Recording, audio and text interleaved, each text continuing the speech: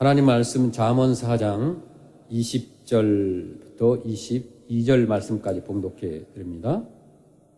내 아들아, 내 말에 주의하며 내가 말하는 것에 내 귀를 기울이라. 그것을 내 눈에서 떠나게 하지 말며 내 마음속에 지키라. 그것을 얻는 자에게 생명이 되며 그의 온 육체의 건강이 됨이니라. 아멘. 우리 크리스찬들의 삶 가운데서는 그 우연이 없습니다. 모든 것, 태어나고 살고 죽고 또 병들고 또 행복하고 실패하고 좌절하고 이런 것들이 보면 우연이 아닙니다. 우리 크리스찬들 고백에 이런 고백이 가장 아름다울 것 같아요. 모든 것이 하나님의 은혜입니다. 아멘. 참새 한 마리도 들꽃의 한 송이도 하나님의 뜻 안에서 살고 죽고 삶이 이루어지는 거죠. 우리는 우연의 산물이 아닙니다. 우리의 출생은 사람들의 실수가 아니고 우리의 삶과 존재도 우연이 아닙니다. 부모님이 혹시 계획이 없이 우리가 태어났을지라도 하나님은 우리 계획을 아시는 거예요. 저는 옛날에 그런 얘기를 많이 들었었습니다.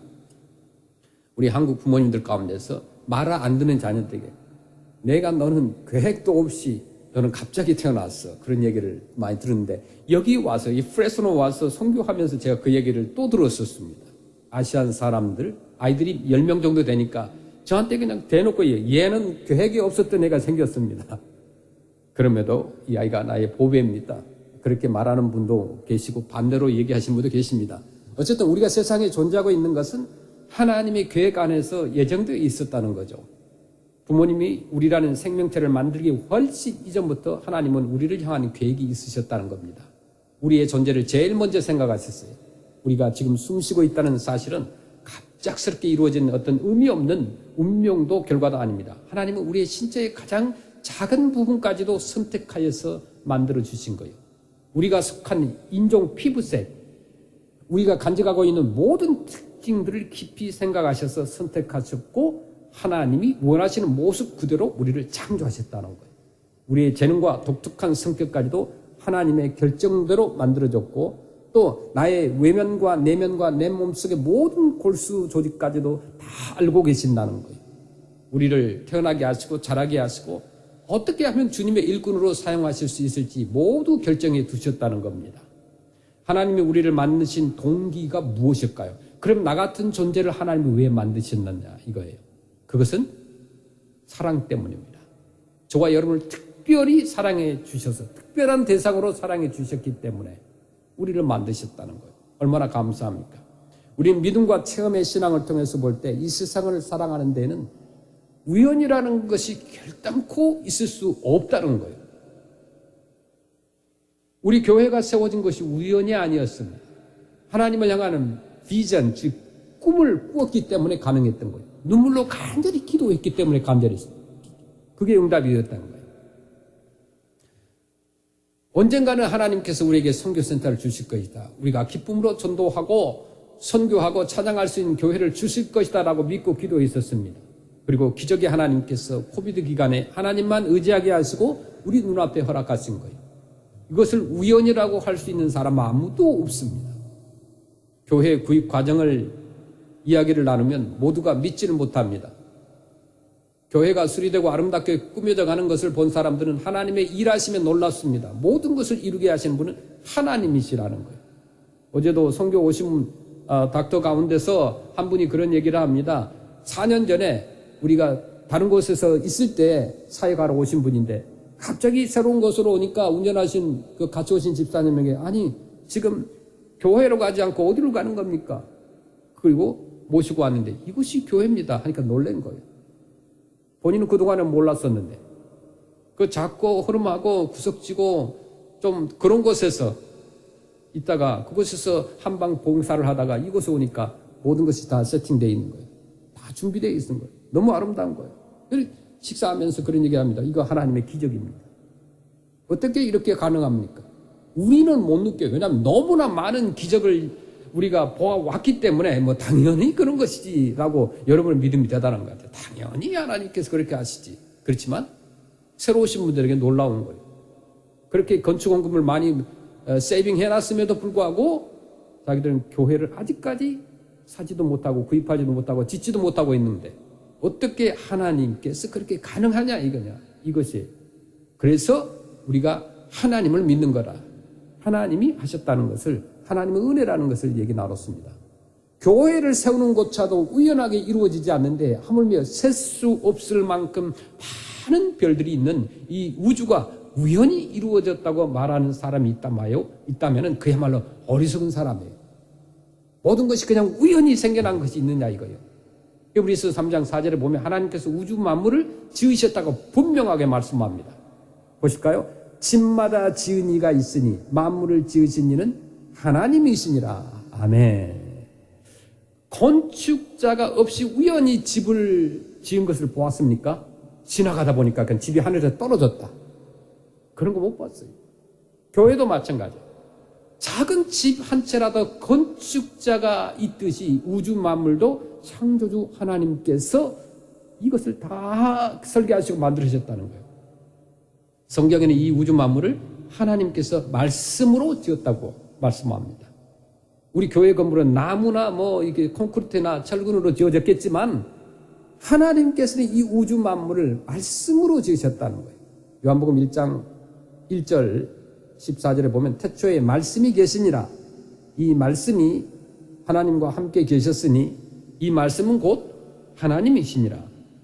말씀이 육신이 되어 우리 가운데 거하심에 우리가 그의 영광을 보니 아버지의 독생자의 영광이요 은혜와 진리가 충만하더라. 아멘. 하나님의 말씀이 예수님 안에서 살아 움직여서 죄인의 죄를 용서하시고 병들어 죽어가는 사람을 고치시고 귀신에 묶인 자를 자유케 하시고 죽은 자를 살려주시고 믿음과 소망과 사랑과 또 영원한 놀라운 은혜와 축복을 허락해 주셨다는 거예요. 그리고 예수님께서 십자가에 죽으시고 부활하고 승천하셨어요. 그 하나님의 말씀을 성경에서 우리에게 이렇게 전달해 주신 거예요. 이 성경의 말씀은 바로 뭐냐? 천지 만물을 지으신 위대한 하나님의 말씀이요 육신을 입고 이 세상에 오셔서 죄를 사하여 주시고 또 병도 고쳐주시고 귀신도 쫓아내시고 흑암에서 광명을 또 무질서에서 질서를 절망에서 소망을 주신 위대한 말씀이라는 거예요. 그 때문에 오늘날 우리는 성경의 말씀에서 하나님을 만날 수 있어요. 성경의 말씀에서 예수님과 우리가 성부, 성자, 성령의 성삼위 하나님을 만날 수 있는 거예요. 그래서 우리 크리스찬들은 성경 말씀을 떠나서는 신앙생활이 불가능합니다. 하나님을 아는 것이 불가능하다는 거예요. 로마서 10장 8절 말씀 보시면 그러면 무엇을 말하느냐? 말씀이 내게 가까워 내 입에 있으며 내 마음에 있다 하였으니 곧 우리가 전파하는 믿음의 말씀이라. 아멘. 이렇게 말씀합니다. 이 믿음의 말씀을 통해서 하나님의 음성을 들을 수 있고 또 예수 그리스도의 사랑을 느낄 수 있고 역사하심을 체험할 수 있다는 거예요. 아무리 성경이 하나님의 말씀이라고 해도 이 말씀 가운데 있는 하나님의 역사와 능력을 체험하지 못하면, 경험하지 못하면 이 말씀은 피상적일 뿐이라는 거예요.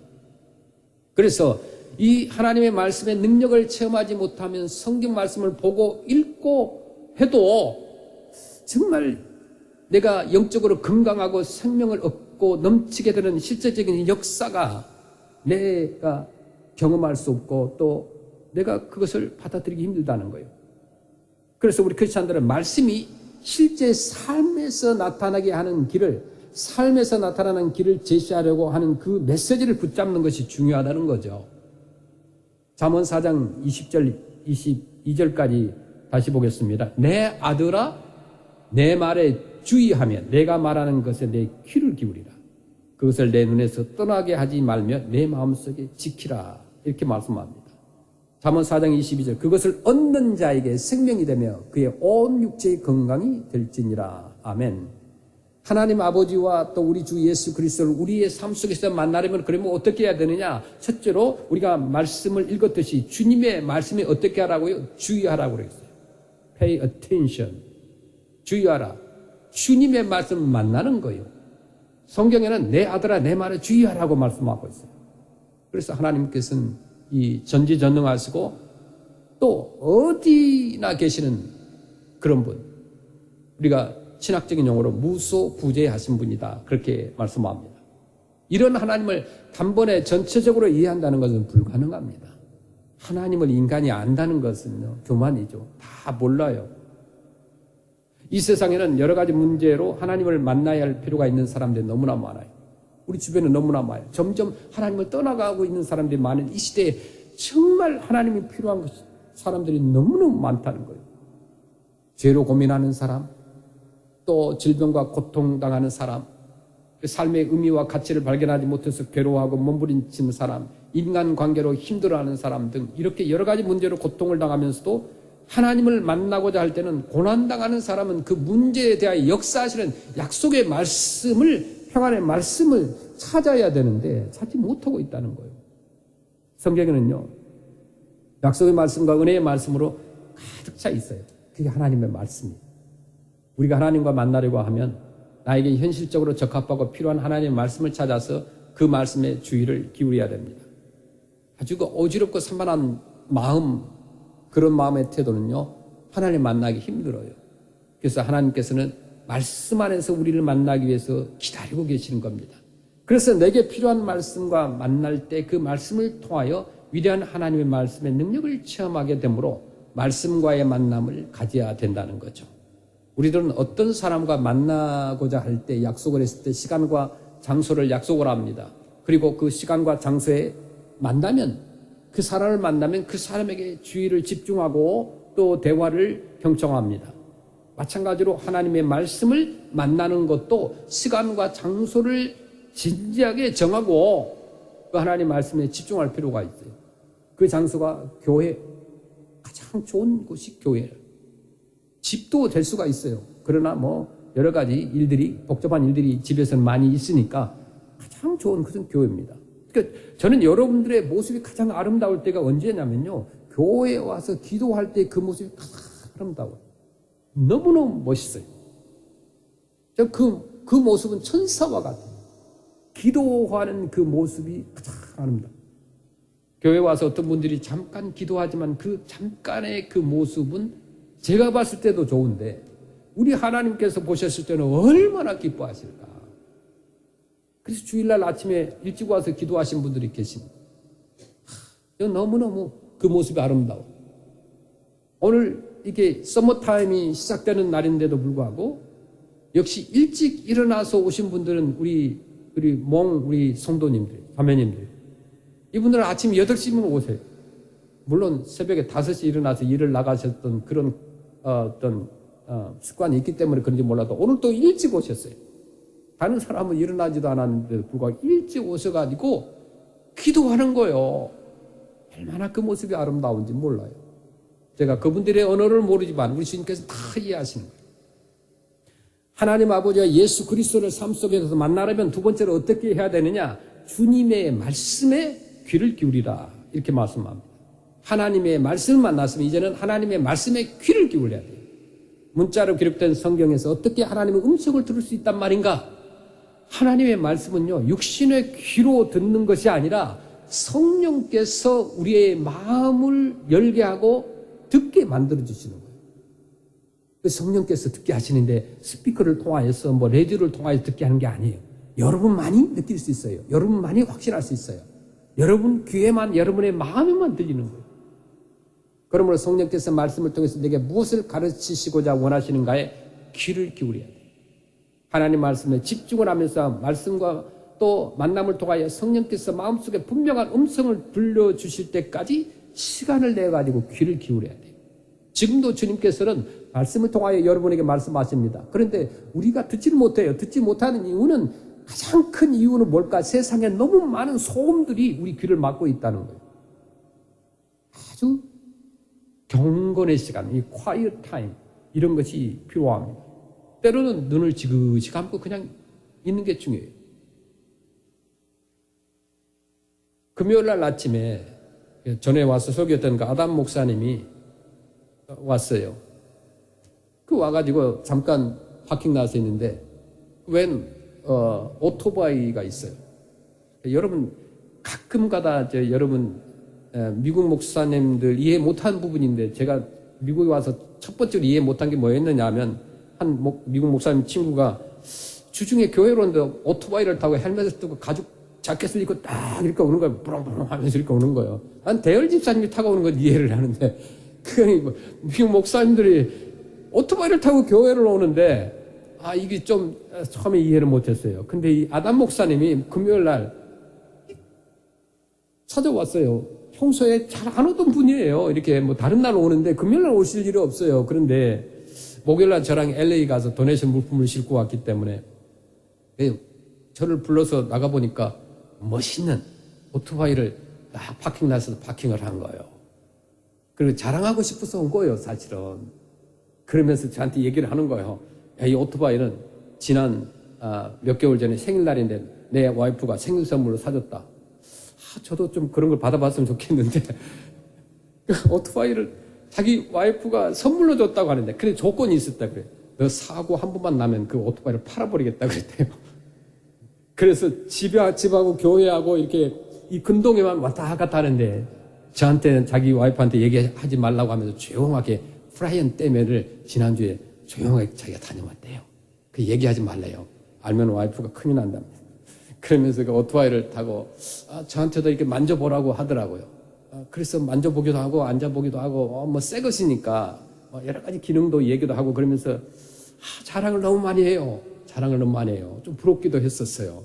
저는 언제 뭐 오토바이를 선물로 받아보나 그런 생각도 잠시 하기도 그랬었는데 어쨌든 간에 그분이 이렇게 와가지고 오토바이를 타고 와서 얘기하는 가운데서 중요한 것이 있어요. 자기가 왜 오토바이를 타고 싶었는가. 첫째, 집을 벗어나서 좀 한가한 곳에 가서 주님과 대화를 하고 싶다는 거예요.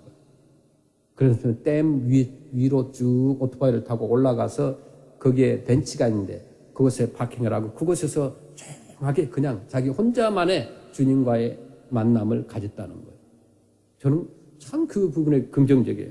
오토바이를 타고 뭐 자켓을 입고 이렇게 헬멧을 쓰고 가는 그 모습보다도 그 오토바이를 타고 저 산에 아무도 없는 곳에 가서 그곳에서 주님과 영적인 대화를 나눈다는 것, 기도한다는 것. 그래서 거기에 올라가서 저 킹스 캐년을 바라보면서 눈이 쌓였는데 너무 아름답더라 이거예요. 그리고 들가에는 이 들꽃이 피어 있고 그곳에서 자기가 기도를 했는데 하나님께서 편안한 마음을 주시고 여러 가지 계획을 주셨다는 것입니다.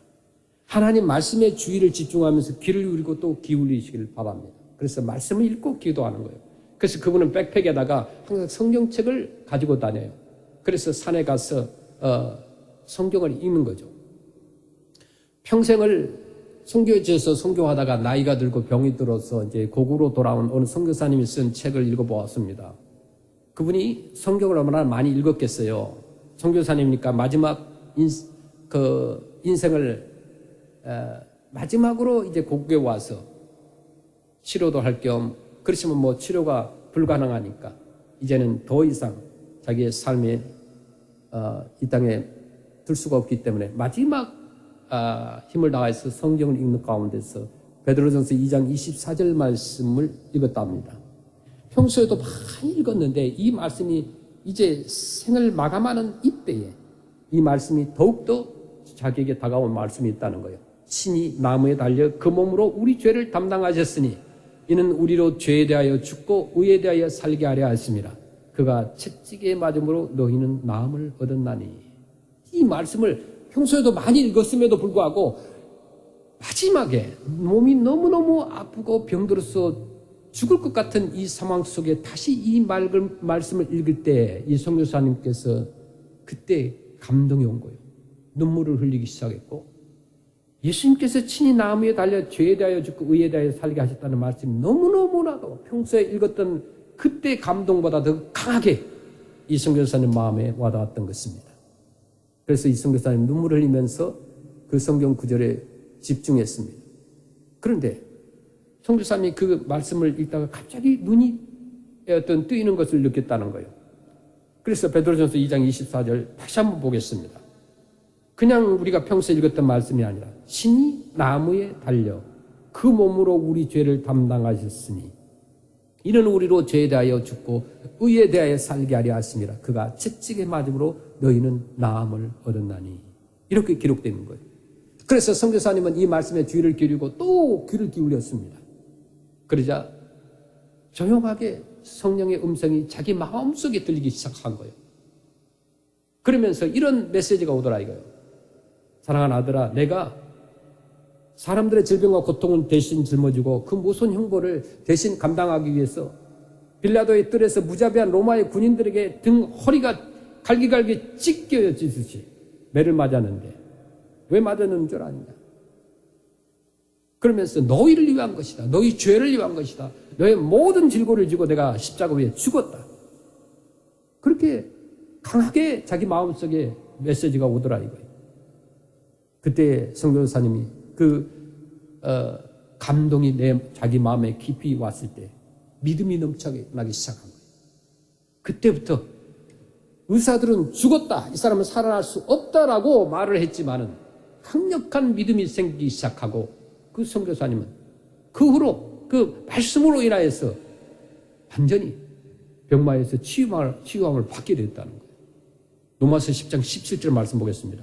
그러므로 믿음은 들음에서 나고 들음은 그리스도의 말씀으로 말미암으니라. 결론은 뭐냐? 믿음은 말씀이라는 거예요. 성경 말씀을 통해서 성령의 음성을 마음속에 들으면 믿음이 넘쳐나고요. 그렇게 믿음이 생기는 거예요. 오늘날 사람들 믿음이 없는 이유는 뭘까요? 그들이 하나님의 말씀에 주의하고 귀를 기울이지 않고 어떤 형식적인 신앙생활을 하기 때문에 그렇습니다. 하나님의 약속의 말씀이 역사하는 것이 오늘날도 계속 지속된다는 거예요. 우리가 성경을 읽을 때 약속의 말씀을 그냥 지나치면 어떤 성령께서 세미하게 나에게 주시는 음성을 들을 수가 없어요. 말씀의 귀를 기울여야 됩니다.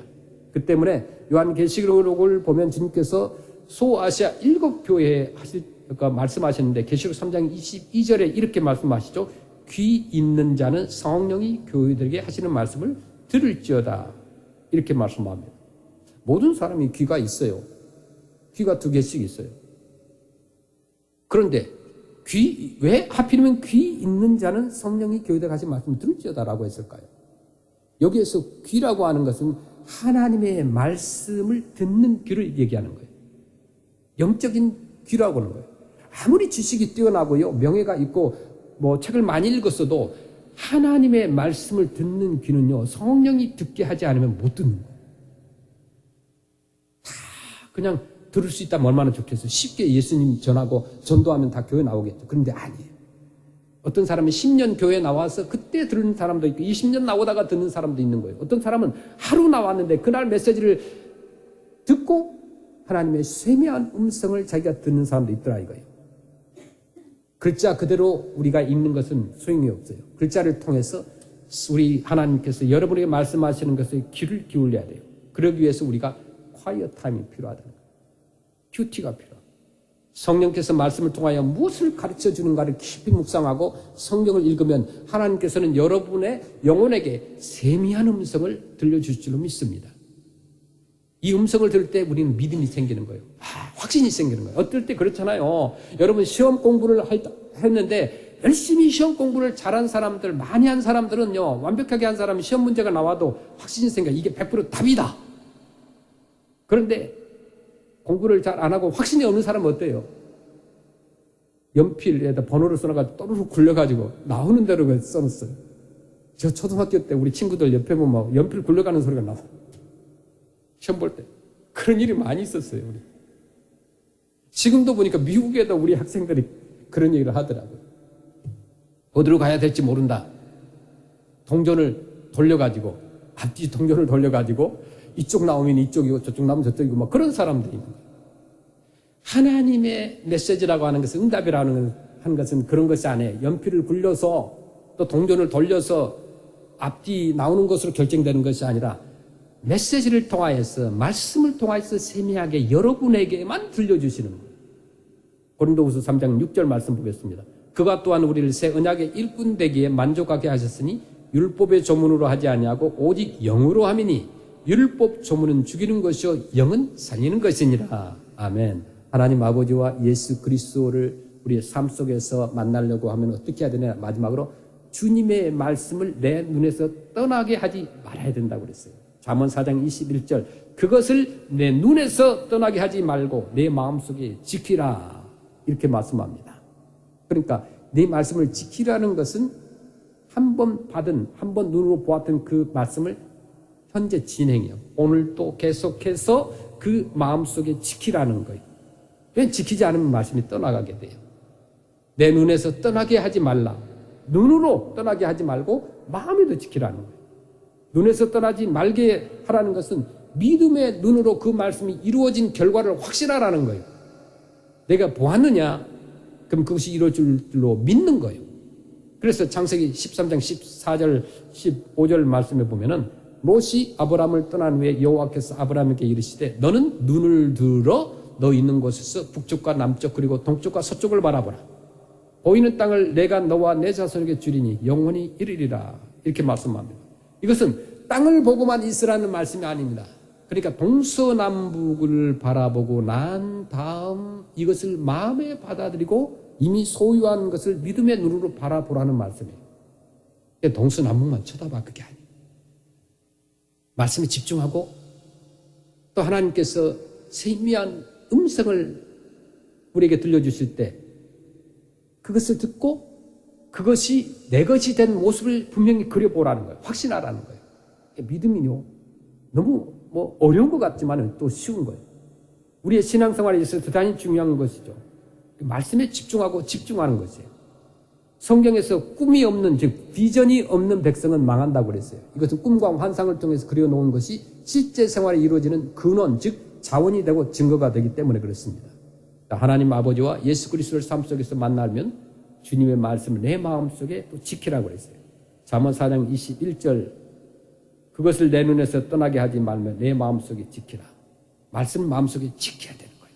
마음속에 그 말씀을 어떻게 지킬까요? 이 말씀을 지키는 방법에 대해서 말씀을 드리면 로마서 10장 8절 말씀. 그러면 무엇을 말하느냐? 말씀이 내게 가까워 내 입에 있으며 내 마음에 있다였으니 곧 우리가 전파하는 믿음의 말씀이라. 누가복음 6장 45절에 선한 사람은 마음에 쌓은 선에서 선을 내고 악한 자는 그 쌓은 악의 싹을 내나니 이는 마음에 가득한 것을 입으로 말함이니라. 아멘. 그래서요. 사람의 말을 들으면 그 사람의 마음에 가득한 생각과 즉 인격을 알 수 있다는 거예요. 이렇기 때문에 하나님의 말씀을 지키려면 끊임없이 입으로 신하는 것이 필요합니다. 내가 하나님의 말씀을 입으로 계속 말하면 입으로 말하는 그 말씀이 내 마음에 간직되고 그것을 자꾸 시인하면 간직된 그 말씀이 더 강력해지고 그대로 이루어지는 거예요. 그래서 자꾸 우리에게 저주하지 말라는 거예요. 나쁜 얘기 하지 말라는 거예요. 말씀을 읽고 쓰고 외우는 것이 그래서 중요합니다. 부정적으로 말하면 하나님의 말씀이 내 삶에 나타나는 것이고 아니고 부정적으로 말한 대로 된다는 거예요. 그러니까 농담으로라도 빈말로라도 부정적인 말을 하지 말자는 거예요. 그런데 인간은요 죄인이기 때문에 자꾸 이 입이 자꾸 긍정적인 말을 하다가도 부정적인 말이 나오는 거예요. 화가 나고 그러면 부정적인 말도 나오는 나쁜 말도 나오는 거예요. 이게 인간이에요. 저도 똑같아요. 그래서 무서워요. 어제 그 탈무드에 대해서 이렇게 강의를 듣다가 다가오는 말씀이 여러 좋은 다음 말씀이지만 그 가운데 하나 다가오는 것이 있어요. 사람은 자기 머리 흐트러진 것을 보면서도 자기 마음 속에 흩어진 것은 볼 수 없다. 보지 않는다는. 성경 말씀은 아니지만 상당히 저는 여러 가지 탈무드 말씀 가운데서 그 메시지가 계속 머릿속에 남았습니다. 우리가 거울을 보면서 내가 흩어진 머리카락 단정하게 하고 나쁘게 흩어진 건 다 알아요. 내 마음속에 부정적이고 아주 나쁜 그런 흩어진 마음, 나쁜 마음 이런 것들은 볼 수 없다는 거예요. 보지 않는 것이 아니라 볼 수가 없는 거예요. 그것이 인간이에요. 그래서 우리가 나쁜 말을 하는 것은 정말 죄다 생각하고 우리 그 말을 하지 말아야 돼요. 저도 개인적으로 말을 함부로 하지 않으려고 무척 애를 씁니다. 그런데 안 될 때도 있어요, 솔직하게. 전 천사의 말만 하는 거 아니에요, 여러분. 절대로 오해하지 마세요. 여러분 오해도 안 하죠. 이미 목사님이나 나 똑같아. 그렇게 하시겠죠. 그게 정상이에요. 그냥 그렇게 인정해요. 말을 함부로 하는 사람과 친구로 사귀지 말라 그랬어요. 탈무드에 그렇게 나오죠. 말을 함부로 하는 사람, 가까이 하지 말라는 거예요. 그 가까이 하면 그 사람을 닮아가게 되는 거예요. 여러분이 악한 사람에게 그리고 말을 함부로 하는 사람에게 선한 영향력을 끼쳐서 고치려고 하지 마십시오. 그것은 자만이고 교만입니다. 안 돼요.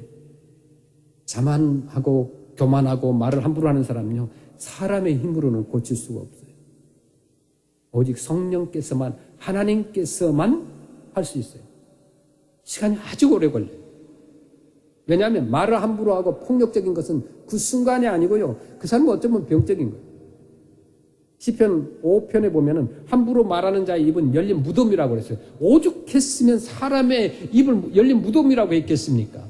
상상도 할 수 없잖아요. 무덤이 열려 있으면 뭐가 있겠어요? 얼마나 상상할 수 없죠. 지저분하고 냄새나고. 우리 입이 그렇다는 거예요. 하나님께서 고치도록 여러분은 기도만 하시고 부정적인 말과 폭력적인 사람과 아름다운 거리를 두는 것이 필요해요. 그러지 않으면 여러분들이 시험에 들게 됩니다. 하나님의 말씀에 집중적으로 귀를 기울일 때 성령의 음성을 듣게 됩니다. 하나님의 능력을 만나게 되어서 위대한 사람의 역사를 또 생활 속에서, 삶 속에서 실제로 체험할 수 있게 된다는 거예요. 빌립보서 4장 18절 19절에 보면 내게는 모든 것이 있고 또 풍부한지라 에바브로디도 편에 너희가 준 것을 받음으로 내가 풍족하니 이는 받으실 만한 향기로운 제물이요 하나님을 기쁘시게 하는 것이라. 나의 하나님이 그리스도 예수 안에서 영광 가운데 그 풍성한 대로 너희 모든 것을 채우시리라. 아멘. 하나님께서는 성경 말씀 가운데 계시면서 우리와 만나고 우리의 문제를 해결해 주시는 거예요. 그러면 이제 이 말씀 앞에서 옷깃을 여미고 단정하게 앉아서 우리가 주의를 기울여야 합니다. 다른 모든 어지러운 생각을 다 떨쳐버리고 이 말씀에 집중하면 되는 거예요. 그 말씀을 통해서 성령께서 무엇을 말씀하시는가를 기울여 보면 참 좋겠어요. 그러면 하나님께서 나는 우리의 삶의 자원이라고 근원이라고 성령의 음성, 즉 마음에 이렇게 깊은 확신을, 느낌을 주시는 거예요. 그러나 우리는 이렇게 물을 거예요. 그러나 그 자원을 어떻게 개발해 내 손에 넣을 수 있을까? 그러면 성령께서 다시 말씀해 주시는 거예요.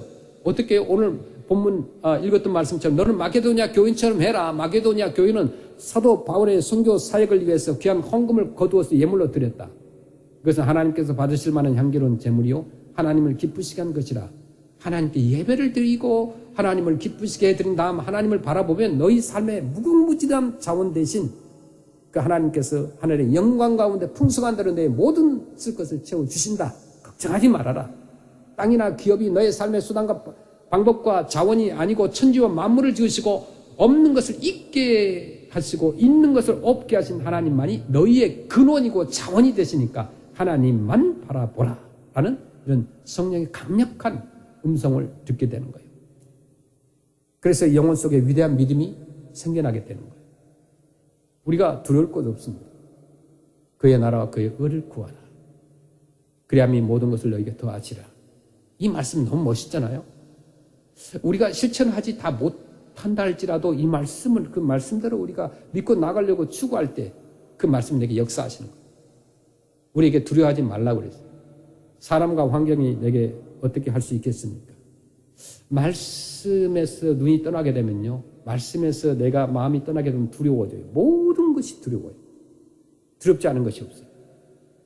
그런데 말씀에 확신을 갖고 믿음이 생기면 두려움이 없어요. 그래서 사람들은 그 두려움을 없애기 위해서 술이나 마약이나 어떤 다른 것에 통하여서 그 두려움을 없애려고 합니다. 그런데 결코 없앨 수 없어요. 하나님께서만이 우리의 두려움을 없애주시고 어떤 두려움에서라도 우리를 보호해 주시는 거예요. 우리 가정은 우리 3명 다 40일 작정 기도를 하고 또 1000번째를 늘 드립니다. 그래서 매일 말씀을 읽고 기도 제목을 쓰고 잠언 4장 20절, 21, 22절 말씀처럼 4가지대로 애쓰고 작정 헌금을 하고 온 가족이 또 교회와 선교와 또 성도님들과 또 자녀의 비전을 놓고 기도하고 있습니다. 먼저 하나님의 나라와 의를 위해서 기도했어요. 그래서 작정 기도를 하면서 제 아들에게는 고린도전서 1장 23절부터 31절까지, 그러니까 하나님의 능력과 지혜이신 그리스도를 말씀으로 이제 응답을 받았어요. 그러니까 저희가 이제 이사를 해야 돼요. 이사를 해야 되는데 프레스노에 옛날 같질 않아요. 아파트나 뭐 하우스나 모든 집값이 얼마나 올랐는지 렌트하는 게 엄청 올랐어요. 상상을 초월해요. 그런데 집을 마땅한 거 구하기 힘들어요. 집이 뭐 많이 없어요. 그래서 작정 기도를 하고 그런 가운데서 전혀 생각하지 못했던 집주인을 만나게 됩니다. 그래서 이제 이사만 가면 돼요. 물론 그 렌트비가 옛날에 비해서 많이 올랐기 때문에 약간의 두려움이 있었어요. 그런데 확신이 생겨요. 하나님께서 하시면 못할 일이 없다. 살 곳이 있어야 되잖아요. 목회자도. 하나님께서 어떻게 그 사람을 만나게 해줬을까? 그런 생각이 들어요. 도저히 금방 짧은 시간에 만날 수 있는 환경이 아닌데도 하나님의 나라와 의를 먼저 구했습니다. 그리고 말씀을 통하여서 하나님이 우리에게 응답을 주신 거예요. 이건 자랑이 아니에요. 말씀대로 행해서 받은 하나님의 은혜를 나누는 거예요. 입술로 시인함으로 말씀을 지켜야 됩니다. 그래서 안 돼, 죽겠어. 그런 사람은 진짜 안 되는 거예요. 당신은 참 좋아, 참 예뻐, 참 아름다워. 이렇게 칭찬해주고 그런 사람들 입에는 늘 그런 상대가 그렇게 보이고 또 상대도 그 칭찬을 듣는 사람도 그렇게 되는 거예요. 그래서 어린아이들에게 자꾸 칭찬하라고 하잖아요. 칭찬. 이 칭찬은 그냥 하는 것이 아니에요. 하나님 말씀과 같이 칭찬해 준 거 잘한다 하는 거예요. 때로는 그러나 또 성경에는 또 다른 면을 우리에게 줍니다. 하나님 말씀 반한 것. 도저히 이것은 인간으로서 용납되지 않는 것, 이런 부분에서는 철저하게 매를 들으라고 그랬어요. 근데 오늘 뭐 미국에서 매를 들을 수는 없지만 그 매라는 것은 말씀을 통하여서 부모의 권위를 통하여서 그 자녀들에게 설명을 하고 이해시키고 하는 것이겠죠. 옛날에 우리 부모님들이나 뭐 할아버지 할머니들은 말 안 들으면 무조건 뭐 몽둥이가 먼저 나갔던 건 사실이에요. 저도 우리 아버지한테 엄청 맞은 적이 있어요. 말을 안 들었어요. 하라는 대로 안 한 거예요. 그래가지고 그냥 마당에서 공차게 하지 말라고 그렇게 얘기를 했어요. 된장을 담가놓은 그 항아리에 공이 가가지고 뚜껑이 깨진 거예요. 그냥 아버지가 막 난리 났죠. 막대기 들고 쫓아오고 도망 다니고 막 그런 일이 있어요. 저녁에 붙잡히죠. 매를 맞고 손을 들고 있었던 기억이 있어요. 그럼에도 불구하고 정신 못 차리고 또 그 다음날에 친구들하고 뽕을 찾는데 옆집에 그냥 간장독을 또 깨버린 거예요. 이제는 그 집과 우리 집과 막 동시에 저녁에 막 곡소리가 나는 거예요. 이 사람이 좀 어렸을 때 좀 그런 것 같아요. 좀 차근 설명을 해주면서 이건 된다 안 된다 이렇게 했으면 참 좋았을 텐데 참 옛날 우리 부모님들은 무조건 막 이렇게 벌을 주는 것, 그런 강력함이 있었던 것 같아요. 우리가 하나님 앞에서 은혜를 받는다는 것, 그것은 내 입술을 시인하는 거예요.